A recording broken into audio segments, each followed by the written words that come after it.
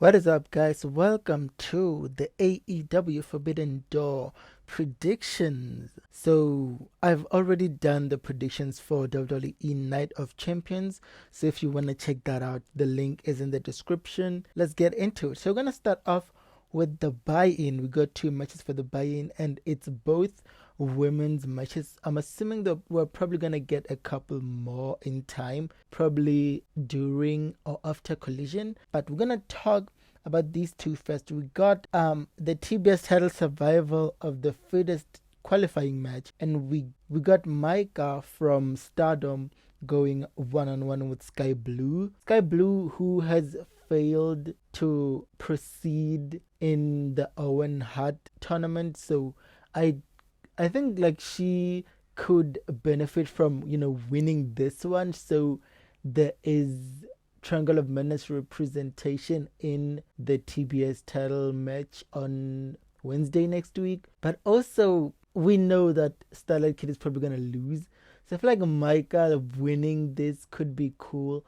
Also, I kind of like the idea of Micah and Mina Shirakawa. Like, I don't know, maybe like they meet backstage on Wednesday or something. That would be fun. A little EXV reunion. But I'm still gonna go with Julia Hart because I feel like that is the obvious one that like you have to put one of the girls in there, one of the Sisters of Sin. And then we got the AEW Women's Tag match for the titles. We got Divine Dominion, Lena Cross, and Megan Bayne facing Thunder Rosa and Olympia. Olympia is great. I really enjoyed her match with Mercedes last year. I think it was, I don't know if it was for the CMLL Women's title or if it was for the TBS title, but it was a really good match. I like Olympia. She also had a banger match with Megan Bayne this year. I think it was the same show that Mercedes lost the CMLL title to Persephone. So I look forward to this. I feel like this could be Divine Dominion's best defense so far. So on to the actual show.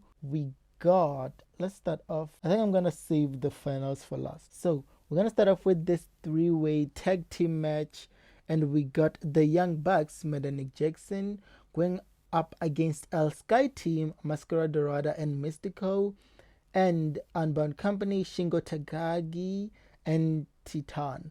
And I don't really know much about Titan. I think he's probably the one I know the least about in this match. But I think this one is also another pretty obvious match. The result is pretty obvious. You got the Young Bucks. They are probably going to challenge next for the AEW tag titles. So I'm going to go with the Young Bucks. And then after that, we got the IWGP Global Heavyweight title. It's Shota Umino versus Pac. And I am excited for this. This is going to bang. I've enjoyed Shota Umino's recent stuff. And, he finally won a title in New Japan, so looking forward to that. I think this is probably just to build more towards the Gabe Kidd match that is, I don't know if that's gonna happen in the G1. I don't think they're in the same bracket, but it's probably something that they're like building towards. So yeah, Pac is unfortunately gonna take that huge L, but I do think like when I look at these matches, this is one of the most interesting in what the Death Riders think about Shota Umino now. So I'm looking forward to this as well. But I'm going to go with Shota Umino retaining. Then we got AEW Women's World Title match. It's Tekla, our champion, versus Starlight Kid. If you haven't, go on YouTube and watch Tekla beat the living hell out of Taro Okada at the Stardom Convention show. It was really fun. Also, that crowd loved Tekla when she came out there. Until she started beating Okada, but they really enjoyed her there. I really like what they're doing, and I hope it leads to something bigger between Stardom and the AEW Women's Division. I feel like a show, just a women's show where they're just going head to head would be fun. But yeah, I also like Starlight Kid. I feel like there's a lot of people who are like, they always see this Forbidden Door shows as like a shopping thing, right? Like, oh, look at Starlight Kid, we need her on AEW. I would prefer like just this, right? Back and forth, not necessarily living stardom, but I would like to see more of her on Dynamite or Collision, but she doesn't necessarily have to come full time. But yeah, I'm gonna go with Tekla because Olin is near, and I feel like she is one of the biggest women stars right now. And we're gonna get into that when we get to the final matches for the Owen. We got the singles match between Kenny Omega and Zack Sabre Jr. I feel like this build hasn't done justice to Zack Sabre Jr. He only cut one promo and he was basically like, yeah, don't wind up in a hospital to Kenny, which is like, okay, bruh. I feel like he could have said something more, but I don't know. But yeah, I got Kenny on this one.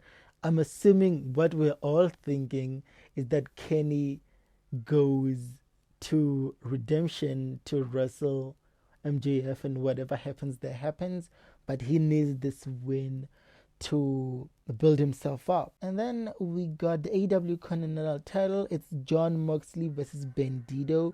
This might be one of the best matches on this show. But and like Jon Moxley kind of bores me now, like recently.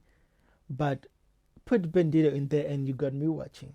But unfortunately, Bandito is gonna take that L because Jon Moxley is winning this. It would be cool if Bandito won, but I don't know. I don't know if he does. But yeah, I got Jon Moxley. I feel like he is the safer option when it comes to like predicting who wins. Then we got the AEW World Tag Team titles. We got Corbin Cage, Adam Copeland, and Christian Cage versus the Dogs, Clark Connors, and David Finlay.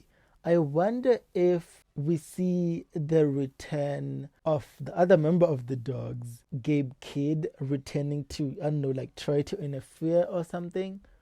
And then maybe Shota Umino comes and interferes as well, making the Dogs lose. I don't know. But I got Corbin Cage. I feel like we are on the build to All In. You need those big names, to have a match for the titles there.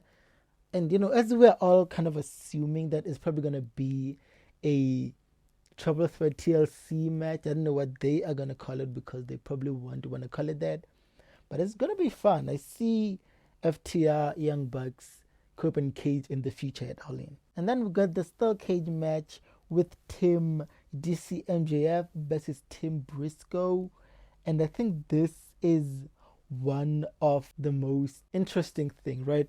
Because I feel like nobody really cares about, the follow-up for this match, Mark Briscoe, MJF. It'll be fun, probably gonna happen at spring break. So, that would be cool. It'd be a fun little match, but we don't really care that much. We've seen these guys have great matches, but not necessarily matches that we want to see them wrestle again. But also, I think it would be kind of funny, right? Because it's going to be like, then what is the point of this match? But if Mark Briscoe's team loses, it's going to be funny because it's like you went through all that stuff for what? Like MJF is probably going to be gloating to hell and back. But I don't know. I think I'm still going to go with Mark Briscoe on this one. They are probably going to win because the team, MJF's team has a lot of egos. People who don't like each other are in there. So it's going to be a lot going on there. I'm really interested in this one as well. Then we got our women's Owen Hart final. It's the CEO, our glorious CEO, Big Sadie, Mercedes Moné, going one-on-one with Maya World, who has come so far. It's really cool to see. It's so funny that both these women weren't supposed to be in this tournament and now they are in the finals. But when it comes to who wins, as much as Maya World winning would be, like a huge shock and, would be building up somebody new, I also feel like it's probably not gonna happen because this is Mercedes' time. And as much as the idea of Mercedes losing and, we're kind of building her story, unfortunately, I don't see Maya World being in the title match against Tekla. If it was Athena, then I would say it's more likely that Mercedes wins, but my world, I don't know if she beats both Athena and Mercedes back to back. So Mercedes for the win. And then the last match, one of what people say is the most obvious match. We got Swerve Strickland versus William Ospreay in the finals of the men's Owen Hart tournament. And I am obviously also gonna go with Will Ospreay. I feel like we've been building up to this probably since 2024, because a lot of people were like, oh, like, is Will Ospreay gonna do this? And then it was Bryan Danielson. And then 2025, we kind of were like, oh, like Olin is in Texas, so he's probably gonna do it this year when they go back to London. So I'm gonna go with Will Ospreay. But I also think Ospreay losing, especially because he's entangled so much with the Death Riders, would be interesting. Also because where does Swerve go after this? I don't know. Is he in the casino? Because I feel like him being in the casino gauntlet would be cool. Like, I feel like the casino gauntlet needs to be built in a way that it doesn't come off as, oh, you're not in the title match, so you've kind of taken a back seat. But it has to be like, this person has a chance to be the next champion. So those are my predictions. Let me know yours in the comments. Like, subscribe, and see you in probably the review of Night of Champions and Forbidden Door. Like, subscribe, and see you next time.